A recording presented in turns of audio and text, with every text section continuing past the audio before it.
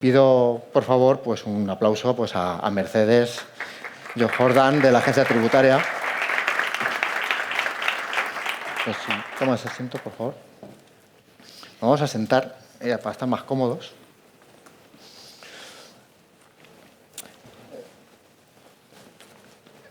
¿Por dónde empezamos? Empezamos que el primer foro era el momento del Real Decreto, el momento donde el Ministerio de Economía dijo, oye, aquí hay una ley, hay que desarrollarlo.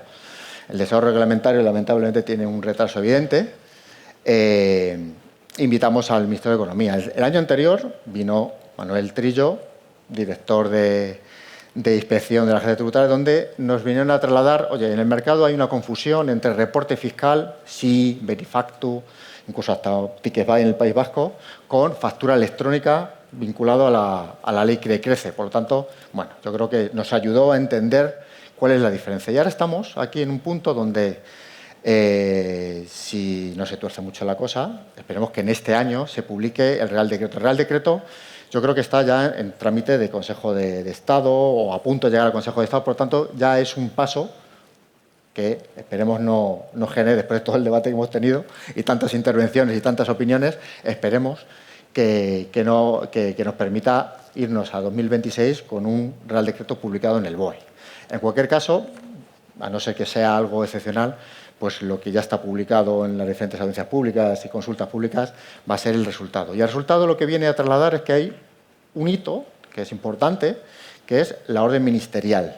Hay una orden ministerial que está impulsando la Agencia Tributaria y eso ya sí cae directamente dentro de la Agencia Tributaria, con vinculación a la ley que crece, donde Mercedes Jordán pues es una de las personas la persona que está impulsándolo dentro de la Agencia Tributaria. Todo lo que es la parte del concepto general que vamos a hablar como solución pública, pero que tiene diferentes partes. Y vamos a ir intentando desgranar todo esto. Mercedes, muchas gracias por estar aquí. Ella forma parte de la Subdirección General de Técnica Tributaria dentro del Departamento de Gestión. Me la he tenido que escribir porque ya sabes que cuando te pones a ver los organigramas de las administraciones, entre que cambian y que algunos son largos y complejos, pero sin lugar a dudas es un perfil dentro de la Agencia Tributaria pues que lleva muchísimo tiempo y, por lo tanto, conocedora de grandes proyectos como puede ser el SI y no le viene nuevo esto de la factura electrónica, sin lugar a dudas. Así que yo creo que es un buen logro por la parte de la Administración, la Agencia Tributaria, que formes parte de ese proyecto o lo lideres. Primera pregunta, yo creo que es la que todos nos hacemos. Situación. Ya sé que el Real Decreto no depende de vosotros directamente, pero como os han invitado de una forma muy elegante a formar parte de ese proyecto, ¿cómo va? ¿Qué sabemos de eso? Y, sobre todo, ¿cómo va el trámite o la gestión de la orden ministerial que sienta un hito importante en este proyecto? Sí, bueno, en primer lugar, encantada de poder participar en este evento. La Agencia Tributaria es la primera interesada también en poder difundir y acercar la norma porque, en buena medida, el éxito de su aplicación va a depender de que todos lo conozcáis. Y bueno, en relación con la normativa, el Real Decreto, como bien decías, Alberto, lo tramita el Ministerio de Economía, que ya sé que esto debería ser transparente, pero bueno, han hecho un segundo trámite de información pública porque había algunos cambios importantes que debían ser observados y actualmente pues está ya en la última fase, que es la del envío a Consejo de Estado. En relación con este Real Decreto hay una orden ministerial que es objeto de trabajo por parte de la Agencia Tributaria, que es del Ministerio de Hacienda, y que va a desarrollar cuestiones que son las que quedan pendientes del Real Decreto por desarrollar. Y esta orden ministerial se encomienda a la agencia y la agencia ha hecho ya la consulta pública previa, que diréis que es, pues es un primer trámite en el que decimos lo que se va a hacer y el objetivo de la orden, que realmente no decíamos nada que no se conociese porque todo lo que tenemos que desarrollar se puede ver en el Real Decreto. El segundo trámite que tenemos que hacer es el trámite de audiencia e información pública, que es cuando sale un primer texto con un plazo de observaciones, normalmente 15 días, en el que ya se ve todo el detalle, tanto del texto de la orden como de los anexos que en su caso tenga. Y el plazo de observaciones pues es limitado y una vez se ven todas las observaciones se sigue con la tramitación interna del proyecto. Este proyecto, como podéis imaginaros, es muy técnico. Es verdad que está muy delimitado el objetivo que tenemos, pero el borrador estamos todavía trabajando en él. En cuanto a fechas, pues no podemos aprobarlo antes que el Real Decreto, que el Real Decreto, pues obviamente Sería esperemos... un hito, ¿eh? No, es imposible. Y entonces la orden ministerial, creo que ya a estas alturas es imposible que esté en BOE antes del 1 de enero. Por lo tanto, siguiendo las normas de entrada en vigor, la norma podría entrar en vigor un 1 de enero, 2 de enero normalmente, o 1 de julio. El escenario que mejor podemos barajar es 1 de julio del 26. Y la entrada en vigor de la orden, pues ya sabéis que es 24 meses para las de menos de 8 millones y 12 meses desde la entrada en vigor para las de más de 8 millones. Hemos apuntado, ¿no? 1 de julio, bola de cristal. Sería la fecha más real, dentro de que el 1 de enero podría ser posible todavía, pero no parece un escenario real. A mí, por detrás me han dicho Mercedes, cuando coge un proyecto, No. ¿sabes? Es directa y va al grano. Así que yo sigo confiando en el 1 de enero, 1 de julio, 2027. ¿Sí? Es importante, 2027 entraría en vigor la obligatoriedad para las empresas de menos de 8 millones. Perdonad, más de 8 millones. No antes. ¿Vale? ¿Vale? Eso es importante. Bueno, vamos, ya tenemos el ámbito temporal. Vamos a ver qué incluye la solución pública, porque como concepto de solución pública podemos hablar de muchos aspectos. Sabéis que la sede electrónica de la agencia tributaria es una de las más potentes que hay en España. Vamos un poquito al detalle. Primer punto, que lo voy a sacar, voy a diferenciar dos grandes bloques. Repositorio de facturas, ¿vale? Que yo creo que es algo que ha hecho que la agencia tributaria tome el proyecto con más firmeza, incluso hasta con un valor o un objetivo más fiscal. Cuéntame, repositorio de facturas, ¿cuál es el leitmotiv y hacia dónde vamos? Por no extenderme mucho, sí que es verdad que el proyecto nace con la Ley Crea y Crece, como bien sabéis todos, con una finalidad de lucha contra la morosidad, muy exhaustivamente explicada en la exposición de motivos, pero también es verdad que la normativa de factura electrónica se modifica luego con la Ley 7/2024. Y ahí ya en la exposición de motivos y en toda la disposición reguladora de la solución pública de facturación electrónica ya se hace referencia a la finalidad fiscal del repositorio público de facturas. Creo que no podía ser de otra forma, en la medida en que la agencia tributaria tiene todas las facturas, no solamente tiene una finalidad de lucha contra la morosidad, tiene que ser también una herramienta que sirva tanto para la lucha contra el fraude, que es uno de los objetivos principales, como también para la asistencia en el cumplimiento de obligaciones tributarias. Como sabéis que en cuanto se tiene un dato, se explotan los dos sentidos. Entonces, la finalidad fiscal está encima de la mesa y en la propia ley, en la Ley 7. Entonces, podemos entender que el enviar una copia fiel a la sede electrónica o al entorno que defina la agencia tributaria tiene una finalidad pues de gestión fiscal, doble en este caso.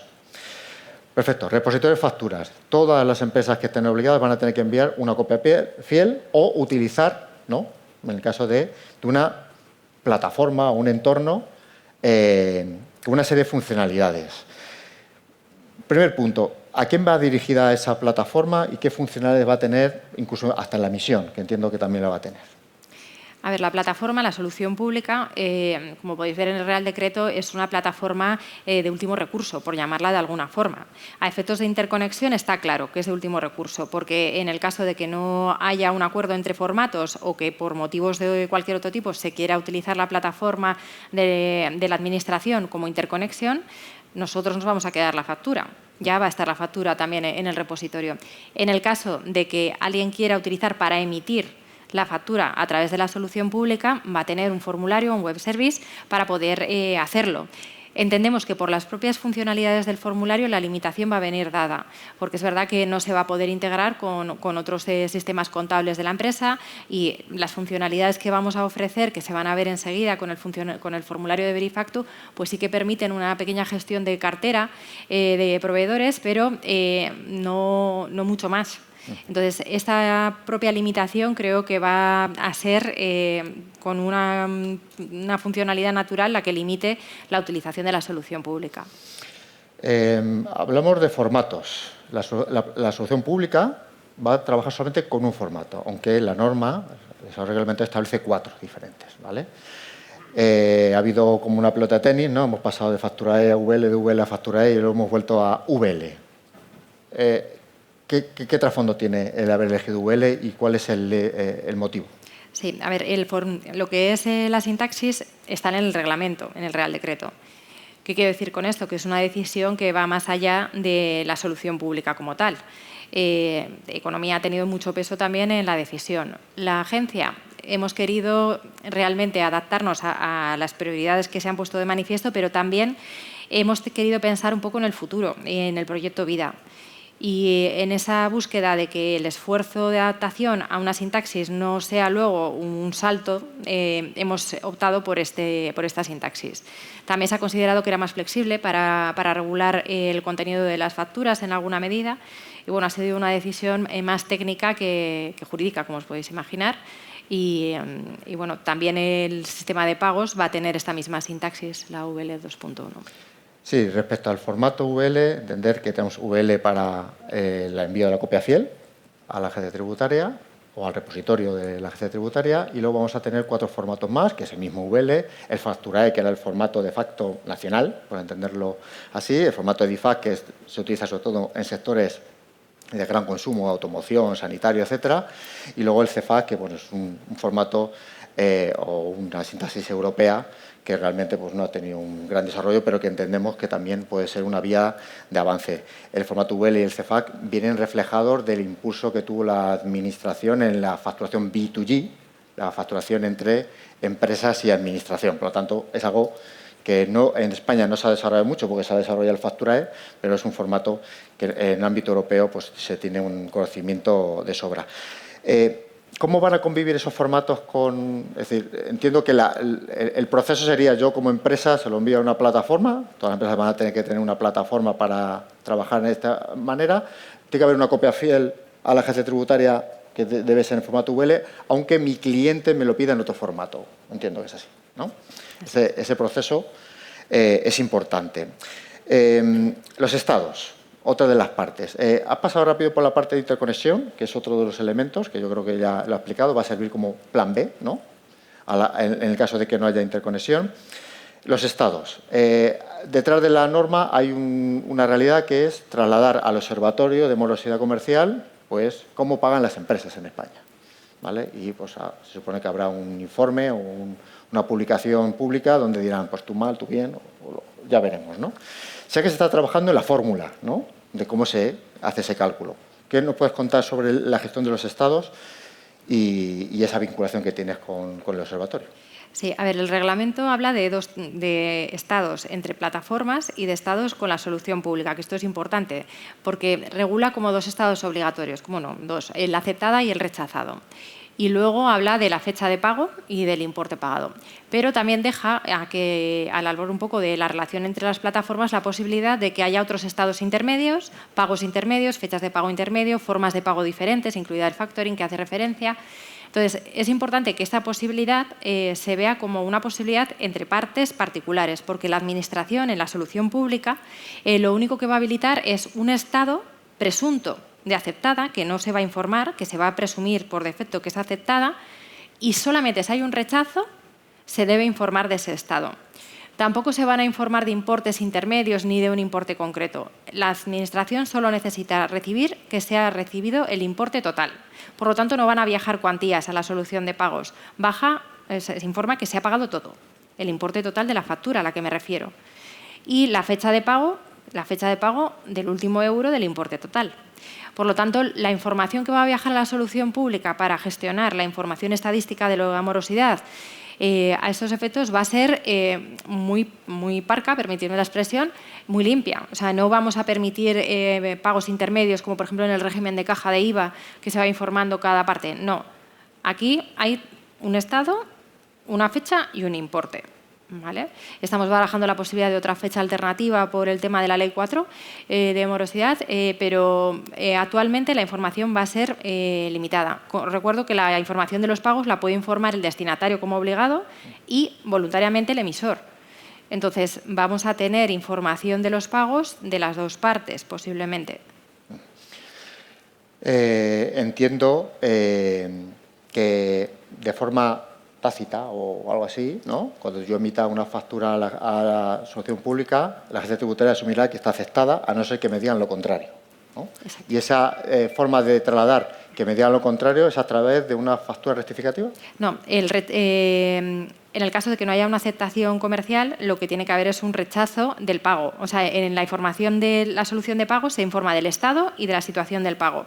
Habrá una forma de informar un campo que sea rechazo comercial de la factura. Okay. El que exista una rectificativa o no, pues dependerá de la relación comercial entre partes. De primera es la parte que dice que esa factura existe, pagará el IVA. Ok. Pues yo creo que por mi parte hemos hecho una revisión de los grandes elementos de esta solución pública. La primera, el repositorio, ¿vale? Que de alguna manera las empresas van a tener capacidad de acceder a ese repositorio y vinculado con la copia fiel, en formato VL. 2, funcionalidades de emisión, que entiendo que también muy vinculadas con Verifactu, porque no deja de ser un pequeño apéndice, ¿no?, de la creación de un registro de facturación, y muy vinculada, pues eso, a una gestión pues básica o por lo menos no muy avanzada, ¿no?, donde, bueno, pues las empresas van a poder hacer un envío, entiendo que con cierta limitación. Los formatos, formato VL, diferente a los 4 formatos que van a poder transitar por las soluciones, entre plataformas de factura electrónica. El concepto de interconexión es el plan B en el caso de que, ya sea porque no haya un acuerdo de negocio, porque haya retraso en la interconexión entre plataformas, y la ley establece que tiene que haber interconexión gratuita entre plataformas, pues la solución pública puede servir como plan alternativo. Y finalmente, la parte de estados, sobre todo vinculados con la solución pública en fecha de pago total, ¿vale?, con la alternativa opcional de notificación de no haber cobrado esa factura, correcto, pago y cobro, y nada más, la parte de Estado. Lo demás son gestiones entre negocios que tendrán que identificar si esa factura no existe, porque se basa en un servicio que no ha consumido y que ha habido un error, o bien a través de una rectificación que entiendo que se subsanará pues, una factura previa. Y yo por mi parte nada más. Mercedes, no sé si quieres comentar alguna cosa más.